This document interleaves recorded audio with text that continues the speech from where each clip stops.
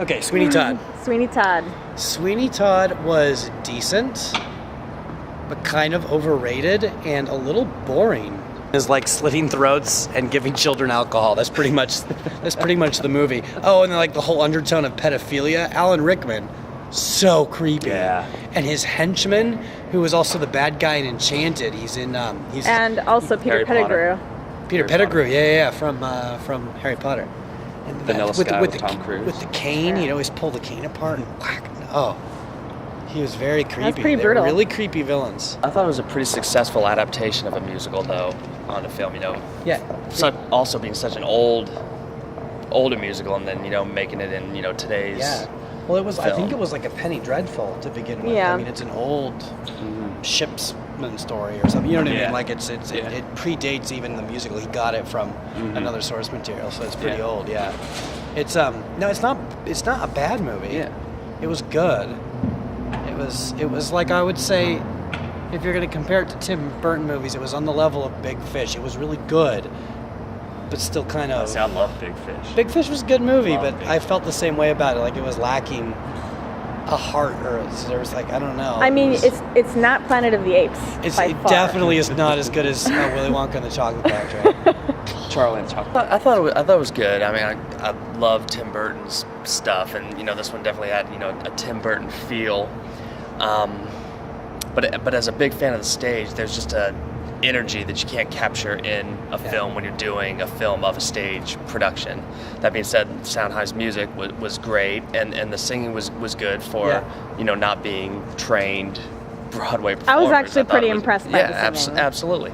The thing that I was missing out, and a friend of mine had told me this before, that he had wished that Depp was older when he did this role, because Sweeney Todd had a lot more life experience and vengeance built up, and just anger and hate, which I think comes through musically better on stage, obviously, and I think with some age and if We have more time to grow more cynical as life screws you over.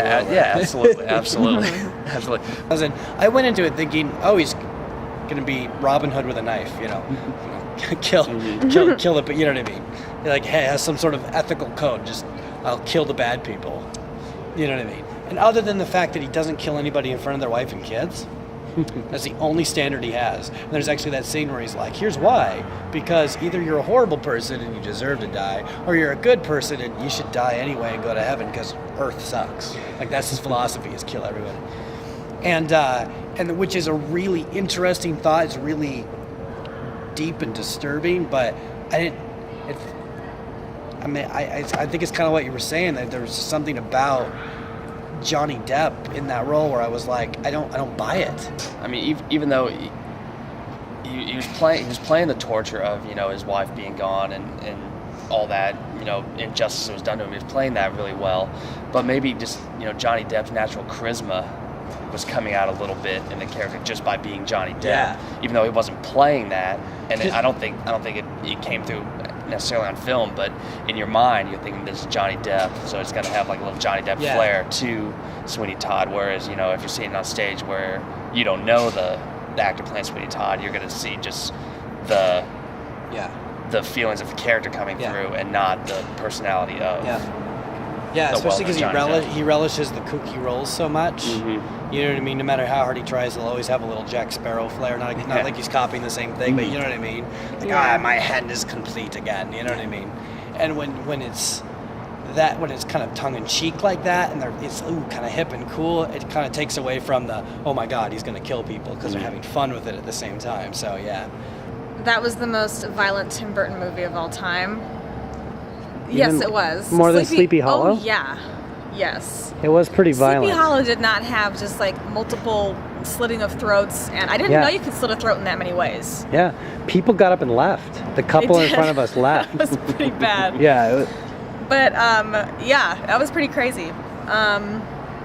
the part with like all the body parts in the meat grinder, Pretty gross. that was pretty gross too. I love the little kid when Helen Bonham Carter's pouring him a glass of gin.